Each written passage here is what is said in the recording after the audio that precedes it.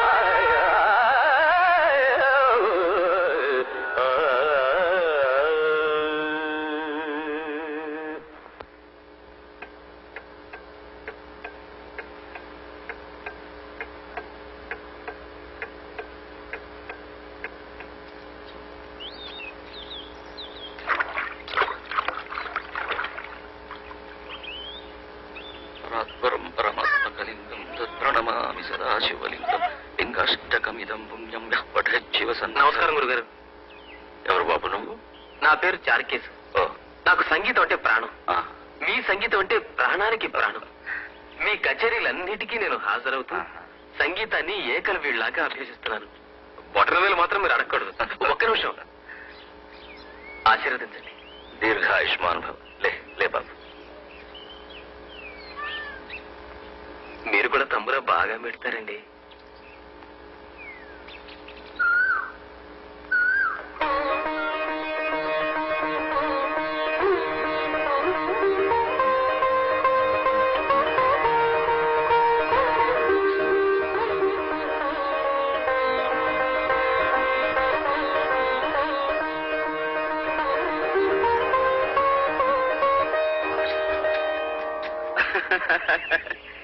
నువ్వేం బాధపడకు పెంటమ్మా. నీ పుణ్యాన ఓ దేవాలయం వెలిసింది. ఇలాగే నువ్వు వెళ్ళిన చోటల్లా ఓ ఆలయం పుడుతుంది కదా, దాన్ని చూసి నువ్వు సంతోషపడి పెంటమ్మా.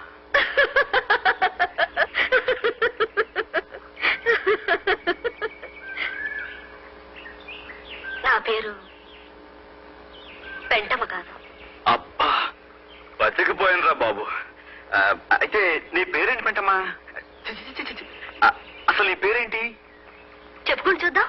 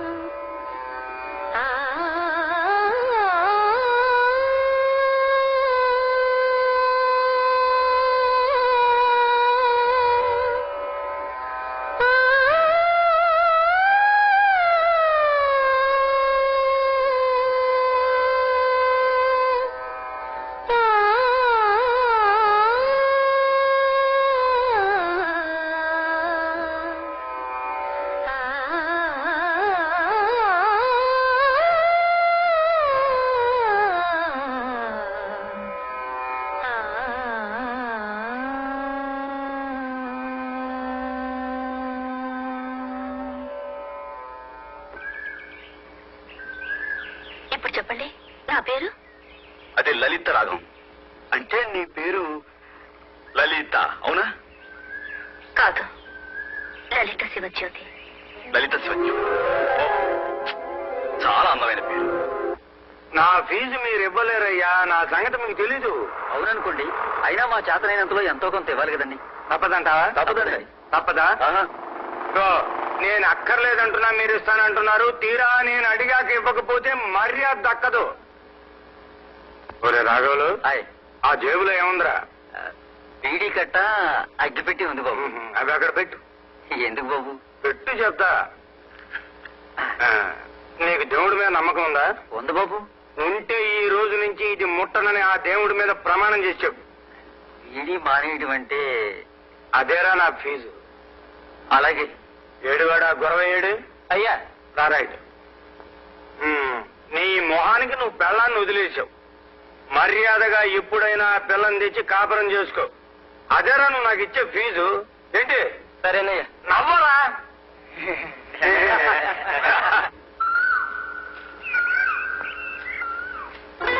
నీ పేరు నాకు ఎంత ఇష్టమో ఇదిగో ఈ విధంగా చెట్ల మీద రాసి చూపించాను. అలాగే నా పేరు మీకు చెప్పాను కదా, మీ ఇష్టాన్ని ఏ విధంగా చెప్తారు? నేను రాశాను ఒక చోట. రాశారా? ఎక్కడ రాశారండి? ఇదిగో.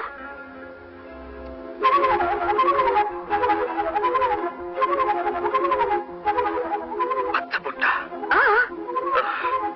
మీరు నన్ను పూర్తిగా పడగొట్టిస్తారు లలిత గారు.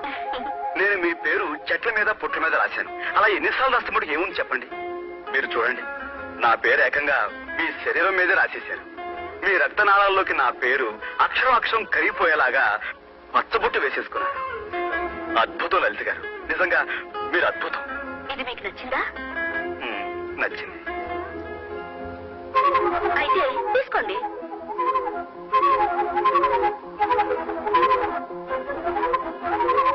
నిన్ను కన్న తల్లిదండ్రులకు కోటి దండాలు. అది ఇంటికి వచ్చి చెప్పండి. సాయంత్రం మీకోసం ఎదురు చూస్తుంటాను. ఈ మధ్య మిమ్మల్ని కలిసిన దగ్గర నుంచి మనసులో ఏవేవో కొత్త రాగాలు వినిపిస్తున్నాయి. ఎప్పుడూ వినని రాగాలు, మధురమైనవి, లలితమైనవి. అవి అనురాగాలని తెలుసుకోవడానికి నాకు ఎన్నాడు పట్టింది. ప్రేమంటే ఇదేనేమో. ప్రేమ ప్రేమంటే అంటే ఎప్పుడూ మిమ్మల్ని చూడాలనిపిస్తుంది. ఎందుకో